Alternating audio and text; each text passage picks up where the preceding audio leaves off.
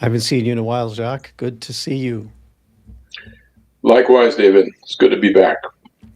For those of you tuning in, we are live at X, YouTube, maybe Rumble. Please check that out. Also, Facebook. You're welcome to get involved in the chat. You can send questions and comments, and we'll put them on screen as we talk through tonight's topics. So, current events. There's lots to talk about. Jacques, I know you had some topics to work through and to navigate. Where should we begin? Well, I would like to um, discuss the bills C2, C8, and C9. I will keep it at a high level. It's mostly to encourage people to contact their MPs, particularly if they're in a liberal riding, to support the work of the Canadian Constitution Foundation. I'm getting no kickbacks from this. It's just I find that they do tremendous work um, because the Liberals are attempting to pass laws that are fundamentally anti-freedom. And but like if I start with Bill C2 for a minute, there's been some movement. So clearly, pushing back in some cases does work. Uh, Originally, the bill would have allowed police to search and do all kinds of different things without judicial oversight. I think all of us have seen enough cop shows to understand the principle of getting a warrant, which means that you have to go before a judge for the judge to opine that there is indeed enough evidence to warrant a search and that type of stuff. And we don't want the police to go rogue. Now, this has been removed, I understand, which is very good. But again, it's to show that if we push back, good things can happen. And we need to, because again, these bills are terrible. Um, I mean, as it stands, my understanding is that there are still snooping provisions where private entities would be more or less brought in as help in enforcement without transparency. So that's an issue. Um, if we move to Bill C8, the Cyber Security Act. Before we do that, though, perhaps tell Oh, people what was rolled back. Like, so C2 is about giving a whole bunch of new powers at the border, correct? border and police. Border and police. And, Yeah. and so what was rolled back, uh, because, well, it's on screen here, but there's a lot of words I can't quite uh, comprehend, removes lawful access warrantless demand powers. And could you explain what that means? Um, well, again, it would enable the police and border officers to um, search and get access to things without getting a warrant beforehand, right? So that's what I meant by um, going rogue is like you need to have some kind of judicial oversight, and that was missing. Now, my understanding is that they've taken it out, so that's good. So, for example, someone at the border could open your mail, and not Yes. just a border agent, but I understand that power extended to Canada Post. I'm not sure that that was true, but that's, I think, part of the example and part of the fear that was part of the retaliation. Not the I think the response was a comment about how crazy it is to give this much power to just anyone uh, to open your mail without first having a warrant from a judge or check your phone and things like that, right? Yeah. Exactly. Yeah. And so sorry to Uh, interrupt, but let's move to no. C. Sorry. Oh, Sorry. One thing. Another thing is, they have this thing about uh, they would be. I mean, get this. They would actually wanted to criminalize any cash transaction for over $10,000. oh yeah, this is the Right? bill that would have done that, right? Yeah. I mean, like once again, talk about taking a sledgehammer to a small problem. Because I mean, here we're not saying, well, if you engage in a cash transaction of 10,000 and above, it warrants, I don't know, some justification or whatever. No, no, we are going to criminalize. So starting tomorrow, if you pay for something for more than $10,000, that's a criminal activity. Now that's been removed as well. My point here, what I want to emphasize is that these bills are terrible, but apparently they are listening in some cases. So I'm encouraging everyone, if you live, particularly if you live in the liberal riding, like if you're stuck with a liberal MP, contact them and tell them that this is bad. So what does a cash transaction of $10,000 or more have to do with border security? Uh, well, yeah, well, good question. I mean, the thing is that these are all encompassing bills, right? Like it's more than just um, uh, a border. I mean, I think it's within Canada as well. Yeah, so this was domestic transactions. A few weeks ago, I bought uh, a motorcycle. My wife knows. Don't worry, we it's all good. But it was more than $10,000, and I went to the bank, and it was strange. Like even to access that much cash, you have to call in advance a few days so that they have that much cash on hand. And then, of course, there's a bunch of questions they ask you about it. And Elliot here or sorry, Derek Elliott has a comment that they already require information if you want to transact more than $10,000 in cash, and your bank is required to ask you a bunch of questions about it, and then they have to report that. But this was an expansion of that power to criminalize the transaction of $10,000 or more in cash. Maybe because they're trying to go after money launderers or drug dealers and things, but like, don't tell me they don't already have good lists of who the money launderers are and who the drug dealers are.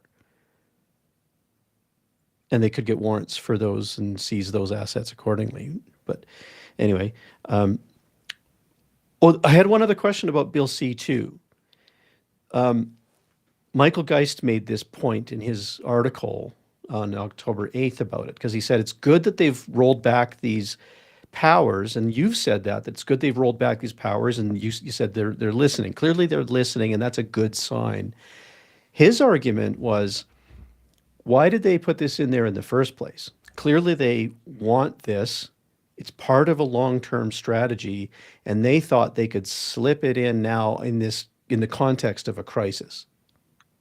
So I don't know that this is going away. I think they've just deferred it until it's politically more acceptable. What do you think? Well, I agree. I mean, the fact that they put it in is because they want it there, right? I mean, but we meaning the people who push back, made them aware that maybe politically it was going to cause them problems. I mean, I think the hope is that, again, it's the same old story, whether it's terrible economic policies or others. The thing is, people are busy. Like if you like, I look at my kids and they have kids, and but by the time you're done raising your kids and working and all that, I mean, do you have the time to look at all these things, right? So I think there's an element of trying to take advantage of the fact that very few people are equipped in terms of time or motivation to look into these things, and they hope to sneak one by, which is, again, why I'm sitting here today encouraging those of us who have the time to make some noise and say, we're not going to take this anymore. Before we went live, you were talking about Christine Van Guyen. Was it with regard to C2 that she had made those comments, or you want to bring that up later? I mean, I think they're all over C2, C8, and C9. Like which one it was, I forget. The interview was a while back. Well, then maybe just reiterate that. It was a very good point that she made. Sorry. Christine Van Guyen, you told me that she had raised an issue. She had raised concern. First of all, she works for the Canadian Constitution Foundation. Canadian Constitution Foundation. She has great podcasts and very informative videos. And I think you were telling me she had made the point that these kinds of regulations, this kind of legislation, even if you've got nothing to hide. Oh yeah, yeah.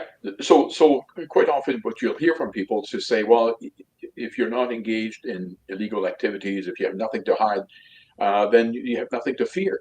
But the point she was making, and much more eloquently than I will, but she was basically, the problem is that these are infringement on your freedom, right? Like, it's not a question that I'm conducting illegal activity. I'm doing things that are legal. I just don't think it's anyone's business, right? And I don't want to have to start curtailing my own behavior because somebody's snooping on what I'm doing. I mean, Yeah, to this take was an extreme case that may make people laugh, right? But um, engaging in sexual intercourse is not a criminal activity, but very few of us would be willing to do it in public, right? So there's an element here that is somewhat, it may not be the best example, but it's along those lines, right? it makes a You do good something. point. Well, but I mean, my point Yeah. is that it's not the ability to do things that you like and in the privacy of your home or whatever without being snooped on, I think is fundamental to freedom. And we don't want that. We don't want to lose that. Yeah, and I think my point too was that, it, like you said, the common refrain is that if you've got nothing to hide, you should have nothing to fear, and that these regulations won't apply to you. And but my thought was, if I've done nothing wrong, then my liberties shouldn't be constrained. Yeah. If I've done something wrong, then okay, maybe we can make a case for uh, placing some restrictions on my transactions or on my liberties. But if I've done nothing wrong, then why am I being penalized in these ways? Uh, let's go to Bill C2, 8, sorry, Bill C8. I'll get it on Right. screen and maybe you can introduce it. Well, this was the Cybersecurity Act. It was to amend the Telecommunication Act to bolster cybersecurity for critical infrastructure, including new obligations for telecom providers and penalty for noncompliance. This is, from a libertarian point of view, it's a dangerous expansion of federal authority that trades security for liberty. Now, I was in preparation for this, and maybe you'll remember, but there's a very famous person who once said that if you're going to surrender some of your freedom for extra security, you will end up with neither. I don't know if that rings a bell, I'm but not sure who to attribute that quote to, but I've heard it before. Yeah. yeah, and I think it's absolutely true. So again, I can go into a little bit more detail here. Please do. Um, there's there's a failure to protect end-to-end encryption, which means that the bill could risk mandating backdoors for government access, compromising security communication, and exposing users to hacking or state intrusion. Um, Again, this one also has warrantless data collection and internal control. And there's an element of censorship as well, because provisions This one for hit the news. Sorry, I'd like to just to add to your points there. This I remember this particular bill hit the news because um, this allows ministers in the government to shut down your internet connection or your phone without warrant and without reason, like without giving you a reason and without recourse. So they could just secretly do it. Like one day your phone just stops working, your yeah, internet connection stops working. You're yeah, not sure why. You're calling to find out what's wrong with my internet connection, and it could be weeks, months later that you discover that it was the government that had done this yeah, yeah, and the at the problem is request that of a minister, perhaps for political reason, not for criminal reason or any other reason. Crazy, crazy powers. well, again, without judicial review, which to your point could be used to weaponize um, to silence political opponents. So yeah, uh, we got to push So back I'm on that as well. I'm noticing in part two here, there's something about the Nuclear Safety and Control Act, and to be honest, I have not read every word in this bill, but could we give them the benefit of the doubt and say that what they're trying to do is ensure that telecommunications infrastructure is is very solid? Like the more power generation we bring online, whether it's natural gas or nuclear, but especially nuclear, being able to communicate with those sites or between instruments is crucial to the operation of a nuclear plant and the safety of that. Is that what they're trying to do here to make sure that the infrastructure is robust and that it's not, that the internet infrastructure leading to a nuclear plant is not susceptible to denial of service attacks? So let's assume that that's the case. Again, I would claim that the bill is not um, pointed enough or precise enough. I mean, it includes too many things outside of that. And Snarky Trader has just made a comment to remind us that nuclear energy is actually banned in British Columbia. So in parts of the country, this justification for Bill C8 doesn't even apply. Like it's a moot point. The nuclear safety justification. That's interesting.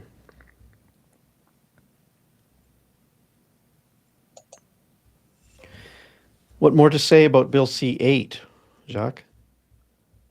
Um, Again, given what we have on the agenda tonight, why don't we move to Bill C9? I think I've Sure. made my point on C8.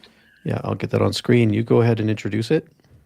Well, the first thing I will say about C9, Yeah. and this is not coming from me. I was reading the analysis of someone who pointed out that many of the provisions in C9 are already covered in two different places in the Criminal Act. Now, many of you who listen have heard me say this before. The quality of the people I have run against in the many times I've run, for the most part, is absolutely appalling. I mean, these are people who have not done any work, they don't bring any experience. And when I see this type of analysis saying, well, boy, gee whiz, like we need C9 because can you imagine now that you do this thing and now it's covered three times? I mean, surely we're going to get it right. That indicates to me a complete lack of work ethic on the part of the people who vote for these bills for not even taking the time to say, well, geez, is this covered in the Criminal Act already?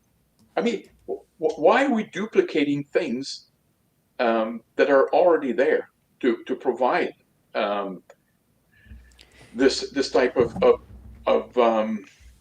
well, of law, right? I mean, why are we piling things? I mean, like, don't you guys do any work at all? Like, to me, so this is my overall, like, in terms of Bill C9, that it covers a lot of things that's already covered. So why? But Yeah. But well, but more, the new part of C9 appears to be that they've given police and other agents the full authority to take action and declare that a certain action is hateful without the oversight of the attorney general. Like at least right now, we have this sanity check where the attorney general can step in and is supposed to be the adjudicator of whether something is declared a hate crime versus not. With Bill C9, even that check and balance, as weak as it is now gone or would be gone. uh, don't quote me on this, but I think it might have been the CCF that pointed out that the threshold for what now constitute the terms they use are detestation or Yeah. vilification is much lower under C9 than it used to be. Um, I think once again, this has been one of my pet peeves is that there's a segment of the population that believes that it is a human right to go through life without ever being um, offended. And of course, that's nonsense. Uh, but if you believe that, then you pass this type of bill because now anybody who expresses an opinion that makes you feel uncomfortable or triggers you or whatever, somehow you can now go after them. Um, I am not I'm not a lawyer, but I think C9 also, in many ways, empowers um, human rights commissions with Yeah. more Yeah. power than before. And anyone who knows how they operate know that you're contrary to the criminal code in Canada, where the judicial system that we have, you're supposed to be able to challenge your accuser and things like that. The human rights commissions do not operate on that basis. So it's fundamentally flawed, and giving them more power is a recipe for disaster. Bill C9 and like even that in itself, but the combination of these three bills is just absurd from my perspective. Um, and like I think it should be considered absurd right across the political spectrum, no matter where you're sitting, left or right or whatever, because and again the common argument is perfectly valid here. This government wants this power, and you might currently be in favor of that because it's your team right now that's in power. But why on earth would you want any government to have this level of power so that when your political opposite is in the prime minister's office, that they can wield this too? I just think it's absurd. I used to think of myself as a leftist. Uh, Forgive me, and I'm not rightist either necessarily, but when I was of that mind, and I thought of myself as a liberally minded, enlightened, classic liberal kind of guy, I would never have supported this. No government should have this kind of power, even if it's my team in the office in that moment, because I don't want the next team to wield this power either. It's absurd. Well, David, that's an excellent point. And this is something, again, the lack of wisdom on the part of a lot of these people. They operate in the here and now. They don't think of the uh, unintended consequences, such as, oh, gee whiz, we might not be in power forever. And now we've handed this weapon to our opponents, right? And it's and also then it embeds this sort of systemic um, censorship regime, regardless of who's in the prime minister's office. And Bruce Pardy has made this point a number of times that Canada is actually governed by an administrative state, right? These bills are written to give power to arm's length groups. So the CRTC for the telecommunications thing, or the human rights tribunals for the adjudication of hate and such. Um, these organizations are not elected. The leaders of these organizations, they're not elected. They're just bureaucrats that just live in those offices for their entire career, and they wield a significant amount of power. Any person, according to Bill C9, if you were to offend me, and I think that your behavior is detestable, because that's now the new bar, if I think it's detestable, I can wield the full power of the state against you through the Human Rights Tribunal or through other administrative bodies. It's a lot of authority that, and like you said, no one should be of the mind that they can navigate through life and never be offended.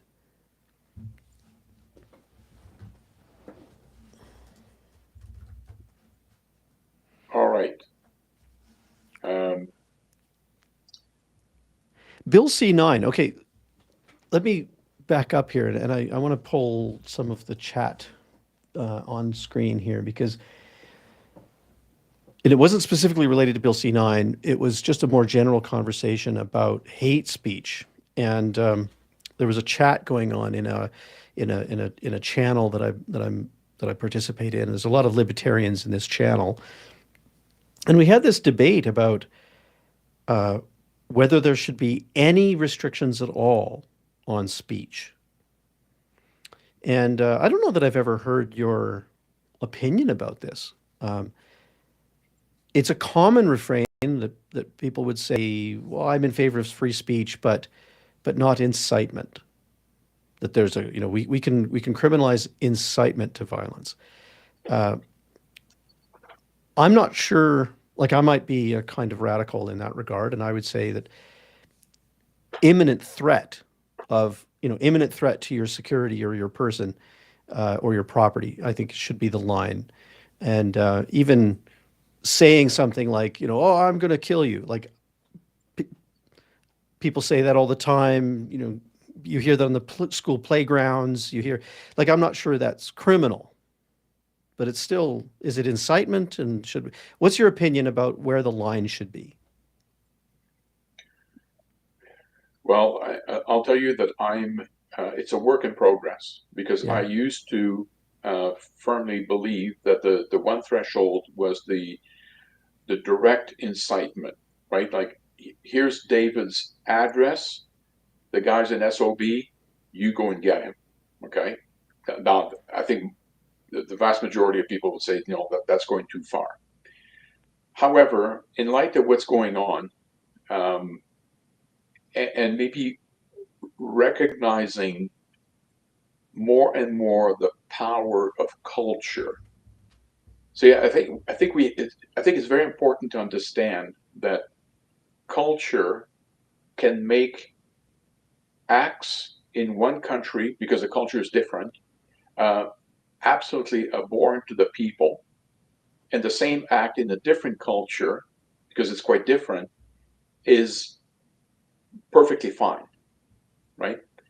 And my fear in terms of what's going on right now is that we are, I think, in the midst of changing the culture, where suddenly taking out Charlie Kirk becomes not so bad, right?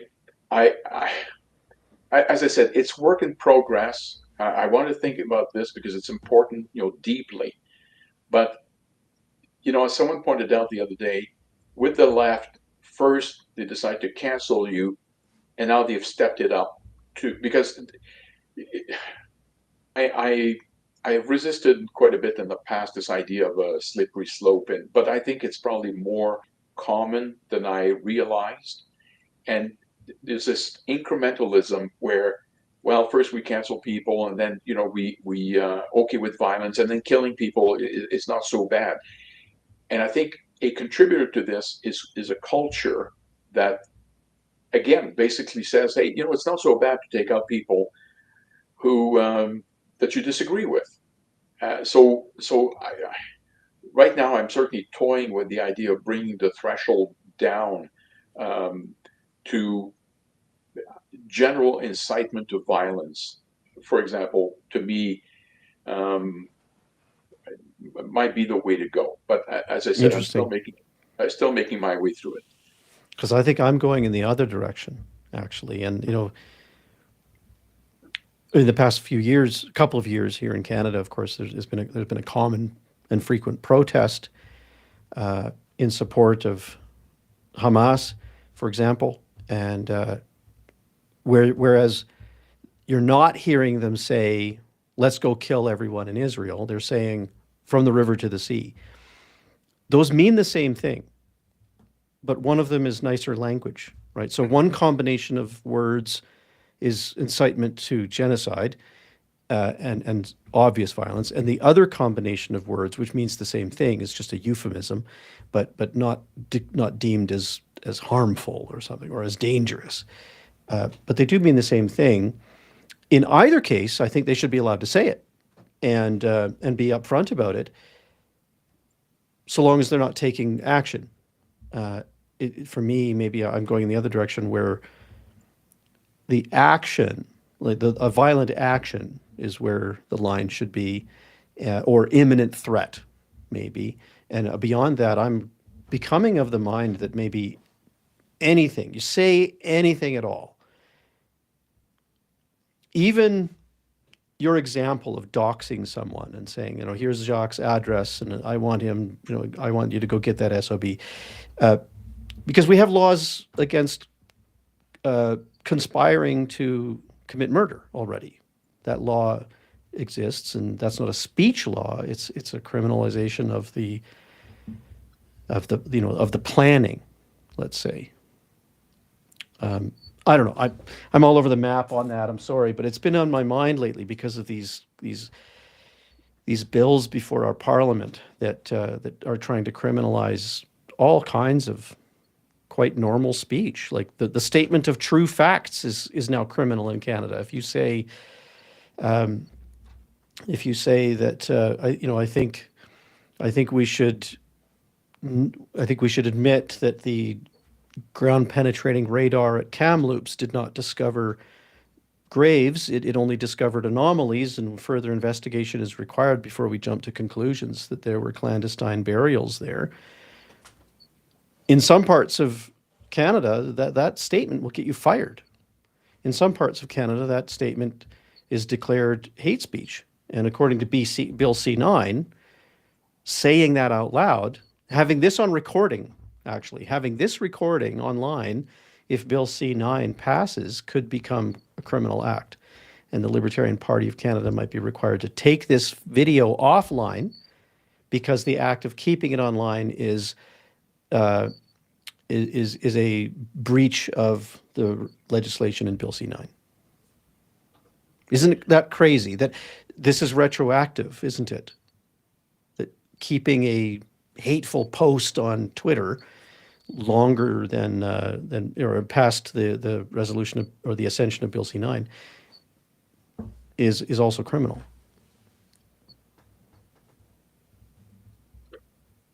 Yeah, well, yeah, I mean, there's a real danger in having thresholds that are too low. Again, that can be weaponized. That can be, yeah, no. I mean, that's why, as I said, in my case, it's work in progress because you have to measure the pros and cons and make sure you get it right. There were a couple of other topics I wanted to run by you. All right.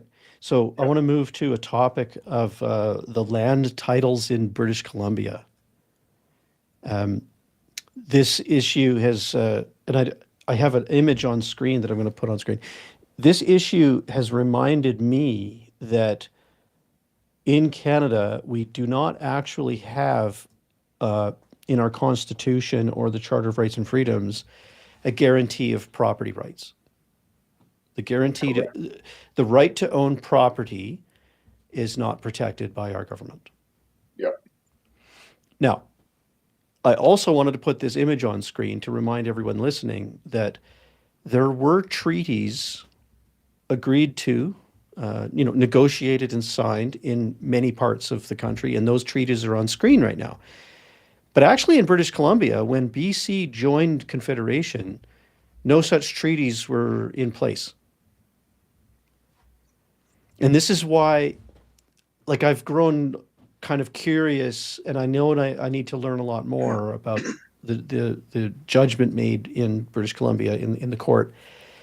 But I've started to understand that actually maybe there is an argument that some of the land in British Columbia is unceded, whereas in the other parts of the country where treaties were negotiated and signed, that is ceded. Like in Alberta here, that's ceded territory. In British Columbia, it's maybe unceded territory. And there's an argument to be had there. Anyway, I wanted to bring this up, run this by you. I wonder if you've been watching that news and you know that story and what your thoughts are about it. Okay, I'm on the periphery. I mean, I know what's happened. I'm also, once again, aware that even the politicians don't know what they're talking about because the Attorney General for BC came out and said people have nothing to worry about because this ruling is at a lower level than private property rights.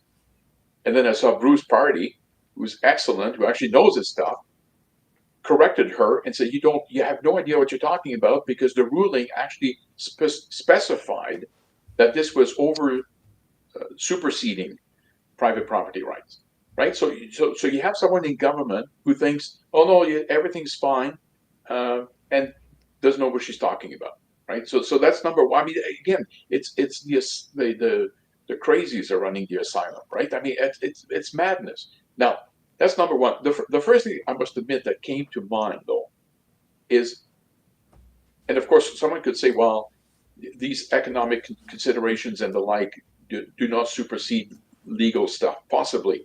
But think about this for a minute. If, let's say you're in Richmond and you want to sell your house, right? And someone comes along, and first of all, they're going, well, I need a mortgage for this, right? So I'm going to go to the bank. Like under this climate, is the bank going to loan you money? I mean, like they have to be certain about the ownership to start with. And even the person, leaving aside mortgage consideration, the person who wants to buy the house, I mean, now they could question whether they actually, if the seller actually has the right to sell it. I mean, if they don't own it, they can't sell it, right? I mean, those are the first thing that came to mind. Yeah, Like, I'm thinking that could paralyze completely the real estate market in BC, right? Has yeah. anyone thought of this? I mean, Well, okay, but so I did watch a really good video. It's on the screen actually. I just want to give credit to Aaron Pete. He's an elected chief in the area. He's not part of the Cowichan, as I understand, but he's in British Columbia, as far as I know. Anyway, he had this great video about the history of this decision, the history of that land, and many of the court rulings. So his argument or his explanation is that the fee simple land titles would still be honored by the First Nation, although he can't guarantee it. But he said it would, it would be honored, and all that this does is indicate that if new developments are to be made on that land, that there must be negotiation with the First Nation and the current local municipal government. But his explanation doesn't take off the table the concern that you just raised by the bank. Like a bank would need to know to whom does the equity belong, and for how long, and the so your land title might still be yours, but all of a sudden the First Nation might start to introduce new property taxes, for example. And this was backed up because I listened to an interview on CBC with I forget the man's name, the chief's name. And he was at first saying, no, come on, everyone's overreacting. This is just a little decision. It doesn't affect land titles. And then in the same conversation, but a few sentences later, he said, like, this is a historic decision about the sovereignty of the First Nation and the claims they have to the historical claims they have to the land. And yeah, so it's all up in the air. This is crazy. Snarky Trader makes a good point. Yeah, how can anyone in the BC be bullish on real estate right now? That's a very good point. Okay, there was another clip I wanted to talk with you about. Just ask and pick your brain a little. This has to do with digital ID. We know that this is a creeping authoritarian move in Canada, but Keir Starmer in the United Kingdom hit the news not long ago, and he said digital ID is coming, and it's coming before the end of his parliamentary, before the next election. He said. I want to play for you a video. So you're aware of that news? Yes? Well, I would say in general I was, but not this specific. Here. Sorry, I'll go directly to the video. There we go. So I believe what's happening in this video is he is being asked, after his announcement that the digital ID is definitely coming, it's definitely coming in 2020, before 2029, and he's asked about how this private company, in particular, the suspicion is that it's Palantir, and how this private company is involved. And let's just hear his response and the question. I want to make sure that you're hearing my sound. There we go. Okay, you should hear the audio, and I'm going to start the video. Will digital ID be sold off to a private company in the way that NHS data has now been sold off, or in the process of being sold off to Palantir? No, this isn't about data sharing. This is about basic information that is kept in other forms. It's not new information. Information about who you are, what your age is, etc. is information which is stored, but it's storing it in a different way, a digital way, which makes it much more convenient for people. So people can rest assured this isn't about data sharing or a security issue. It's simply about making life easier the people who are going to have to prove their ID anyway. And that private company in the interim, then, it can't do anything with the data that it has? No, we're not going to allow private companies to use data for any purpose that they might want. Of course, we're not going to allow that. Data. Any thoughts? Well, the first thing I will say is that in general, I think I would prefer to have a private company have my information than the government. So that's the first thing. I mean, this whole, like when you said that this is to make it easier for people. Well, we mustn't kid ourselves here. People means people in the government. So it's easier for the government to do what? To spy on us, to monitor us, to again make sure that we abide by every rule and regulation. I mean, this is the part where I think in many ways you let the cat out of the bag by saying that this is a tool that the government wants because it'll make it easier for them to monitor people. Definitely. It's extremely dangerous. Yeah, so the script writes itself, digital ID, it'll be convenient. And of course, those of us that are concerned about this, we've been saying for years that digital ID will be pushed and and the justification for it will be convenience, and people will go along with it because they believe that. So, I mean, the script just kind of writes itself. He's asked here about whether that data will be shared with a private company, and of course it has to be, because it'll be on servers that are not owned by government. It'll be owned by the private company. But then he says it's not new information. What do you think of that? It's just your name, Jacques, and it's just your social insurance number. And I think he's lying, because I think putting this in the digital form will enable them to do a lot more tracking and to keep the information gathered that way. Yeah, and I want to add, if you're listening, if you're paying attention to this issue, in Canada there is a government-funded organization. It's one of these arm's length organizations. I think it's DIACC. I'm going to get it on screen if I can find it quickly.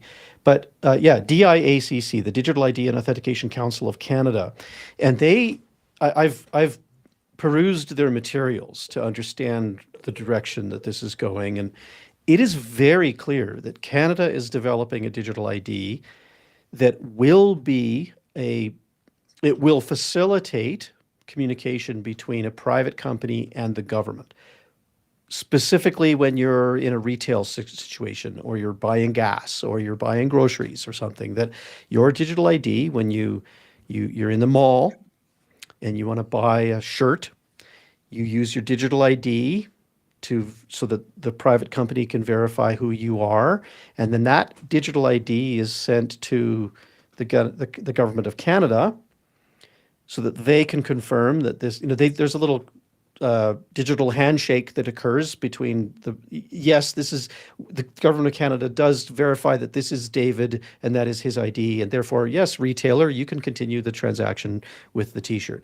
So there definitely is this plan to have a three-way transaction, and that the government is involved in every one of those transactions. So I think what he's saying here is an absolute outright lie. It is new information, and it is shared with between the private sector and the government. It's not just new information, but again, for people new to the topic of digital ID, I work in tech, I work in software. This is kind of my realm, and I've watched this coming for a long time. People need to understand that it is your name, and it is your social insurance number, and it is your address, and these are the kinds of things that are on your driver's license. And so, why worry about it, right? This is known information. It's already logged by various government agencies. But it's more than that. It's that now all that information is now attached to a digital key, and that digital key has a pair. So the government has one part of the pair, we call it a key pair relationship. So they have the private key, and I have the public key. The public key is my fingerprint. or it's my face recognition fingerprint, or it's my retina, or it's your blood type, or it's your DNA. So the public key is a biometric information. Wow, David, I didn't know that. Oh, you didn't? Oh, I thought that was quite well known. But no, that's exactly what this is. This is a link between all of the publicly available data, and it links it to your biometrics. So it's the digital barcode without the barcode. It's it's your fingerprint, your retina, your hair, your DNA, that kind of thing. Yeah, you had to bring my hair into this. A good movie to watch if anyone's watching or listening, Gattaca. I think that's how it's spelled. I watched this years ago, and it's about a dystopian world where everywhere you go, your DNA is checked. Well, people better fight back before it's too late, because this is I not hope good. so. This is not good at all. I have one more clip for us. So you brought this up, actually. This is Mark Carney. And Mark Carney is he's just trying to reassure everybody that sacrifices are now necessary. Okay, do you want to listen to this clip, or please back it up a little bit? This is just 11 seconds, and maybe you can tell people what we're about to see. Well, I was forewarned that apparently last night he discussed and said that young people better brace themselves, and they're going to have to do. They're going to have to make sacrifices, but I have yet to see it.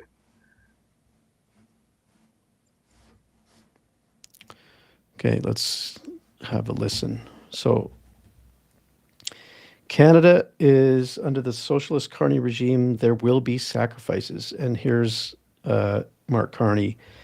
Maybe he's responding to a question, or this might have been part of his speech. I didn't watch his speech. I just downloaded a transcript of it and studied it. But here's a clip. Let's listen. And I want to be clear. The coming days and months will be challenging, and they will call for some sacrifices. But we will share those sacrifices. I want to be clear. Okay. So someone had told me that he was calling upon young people to make sacrifices. That seems to be more general. But I don't have that clip handy. This is the clip I had handy. But I think you're right. I mean, there was a lot of criticism about that. Carry on. Well, I mean, it's kind of a segue, and I'm going to tie this in with the upcoming budget, right? For people who are old enough, they will know that once upon a time, secrecy around the budget was paramount. If there were any leak, ministers could lose their job, would be compelled to resign, things of that nature. But now, my understanding is that last night he was giving kind of a general overview of what the budget is going to be like, and maybe that's where his comments were made. Now, so let me address the budget. First of all, it looks like we're looking at $100 billion deficit, the largest deficit since COVID, completely out of control. But I want to alert people, because not everyone is familiar with accounting and fiscal matter, but there will be a real attempt on the part of this government to bamboozle the average Canadian, taking advantage of their lack of knowledge about these matters. Carney has already begun to repeat every time he gets a chance that the operational budget is going to be, the deficit on the operational side is going to be eliminated within 3 years. Now, this is accounting trickery, because what he's going to do, or claim to do, is to separate the operational side from the capital side. And he's going to claim that on the capital side, think of it as investment, that okay, on the operational side, we're really going to do a good job and no more deficit. But then he's going to have to borrow heavily because when you add the two of them, they will continue to run massive deficit. But he will say, we're no longer spending money, we are investing money. Now, first of all, this is an old trick that's been around for, as far as I can remember, 10, 15 years, where you'll notice that politicians never, ever, ever spend money. They always invest money. This is something that they learn at political school at early age. You never spend money because it makes it sound like you've sat down and you've done the work, and and to give you Yeah, an and it's a example, careful decision, and it'll yeah, pay yeah, off. yeah, and to give you an example, now it doesn't apply to federal because this is a provincial jurisdiction, but it is um, to provide an illustration of the type of game that you can play.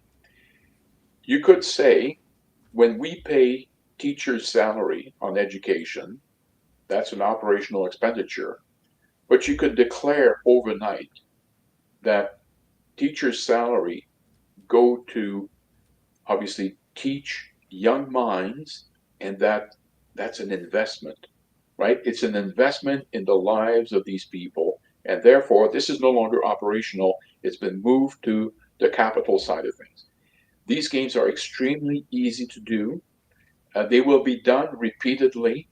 Like anybody who's got the time can go through and find out, oh my goodness, this is now an investment as opposed to operational. By the way, this has been tried in BC under Christy Clark, and it turned out to be an unmitigated disaster. So we're going to have another one of those. Now, I know so this where, is my warning for yeah, people on November the 4th. Don't be taken in by the liberal propaganda. They're going to run a massive deficit. yeah. Now, oh, sorry.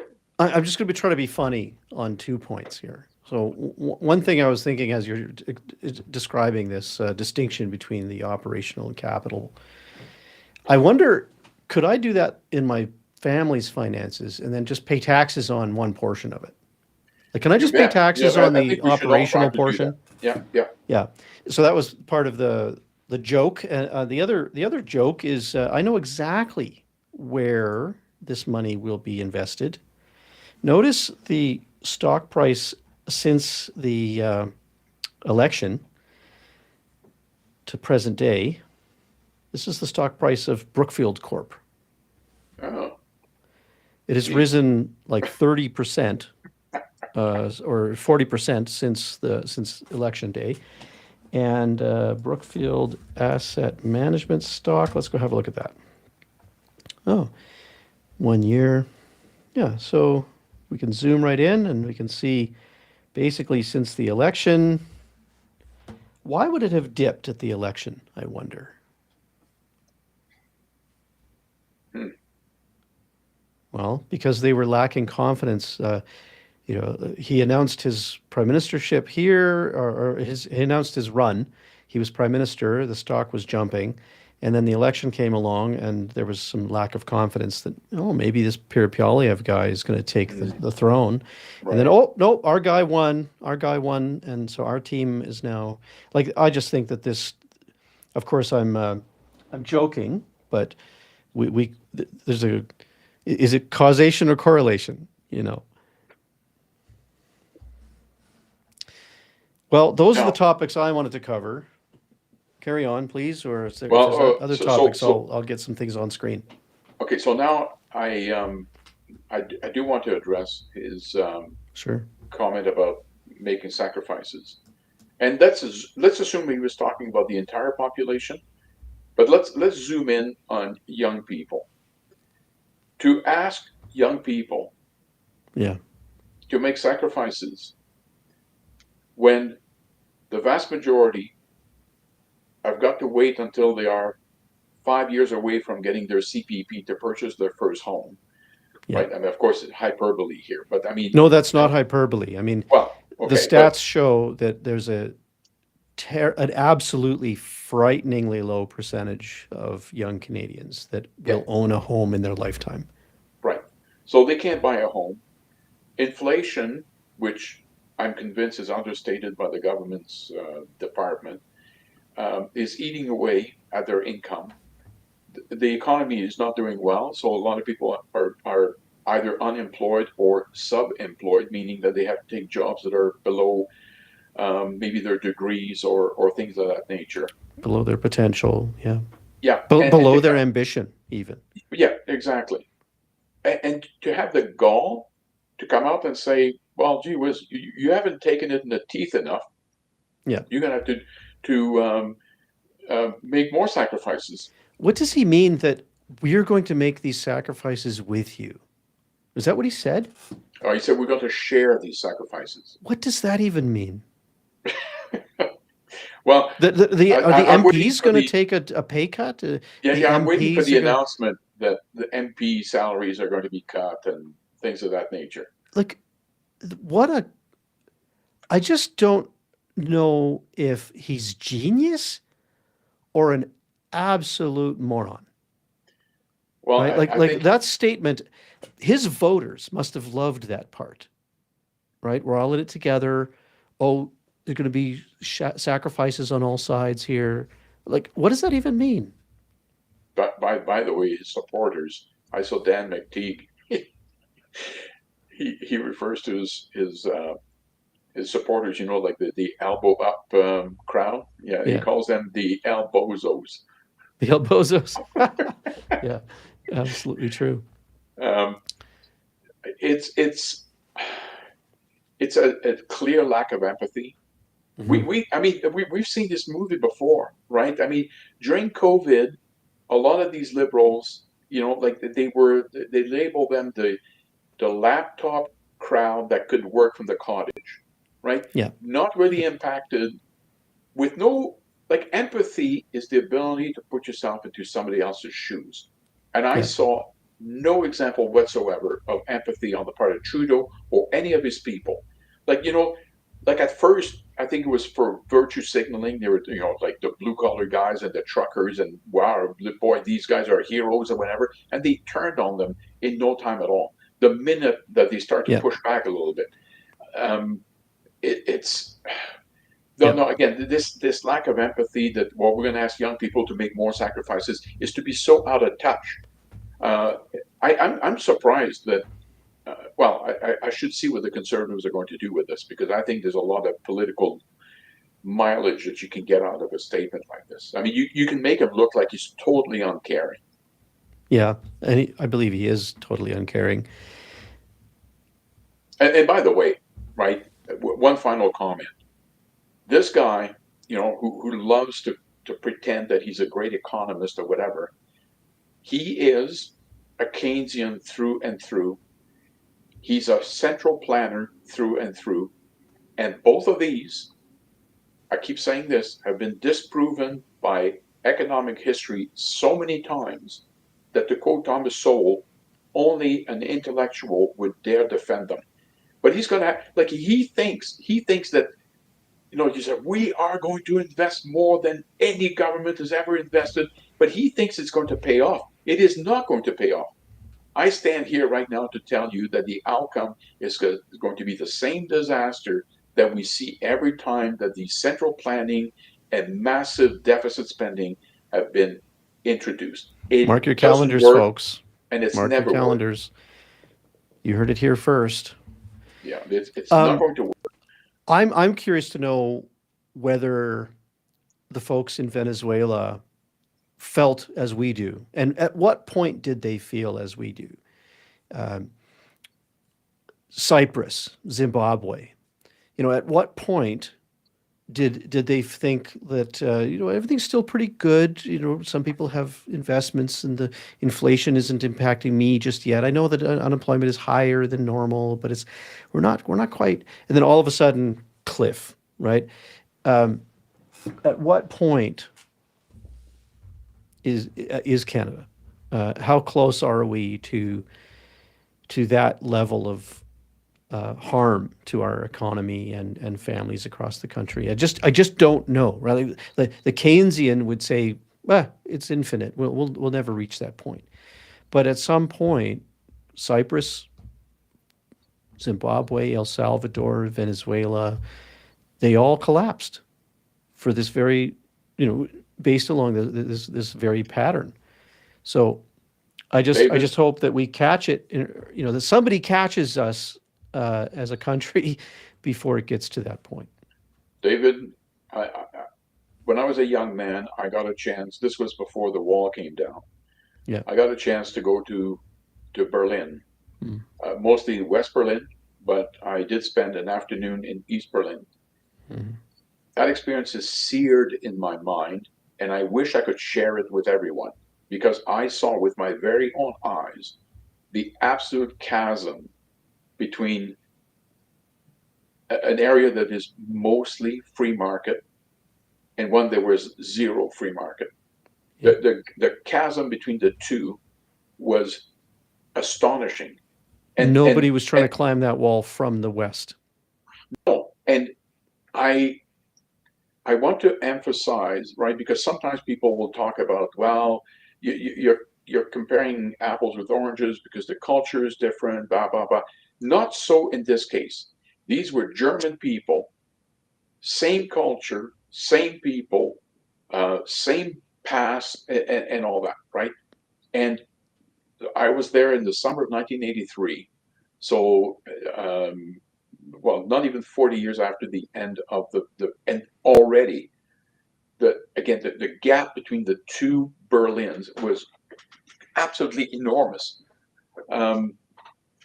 Again, The only thing good, carry on, sorry, then I'll interrupt. well, I was simply going to say that if central planning worked anywhere near as well as the people who believe in it, first of all, there might not have been a gap, and maybe East Berlin would have been better, but it was completely the opposite. I'm trying to remember the name of that band. There's a famous, really heavy metal industrial band from East Germany. Please, in the comments, tell me who am I thinking of? It's Scorpions? no. I was going to say the best thing to come out of East Berlin was this band, and part of the reason that they were so remarkable is that they didn't have access to music, outside of East Berlin. They had heard snippets and things, and they got access to a drum set and a bass guitar and a synthesizer, and they just started to invent their own sound. And it is like nothing you've ever heard. I wish I could remember the band.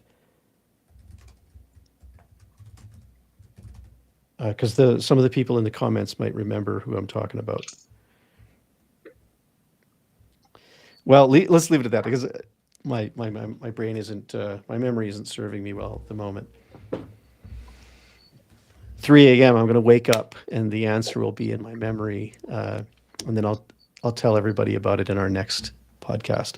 Right. So, Jacques, it's really nice to see you again. It's been too long, but great to connect, and there's just so much going on. So let's hope to connect again soon, go online again soon. Thanks for everyone watching and commenting. Please share, like, and subscribe, and comment, and tickle the algorithm, and all that good stuff. Last word to you, Jacques? I am reminded, actually, I should let people know that after we had a second hurdle to jump over with Elections Canada in order to retain our registration as a party, and I'm happy to report that we did it, in part, I'm sure, because some of the people who are listening send their signatures to start with, and probably promptly replied to Elections Canada when it was time to verify that they had done so.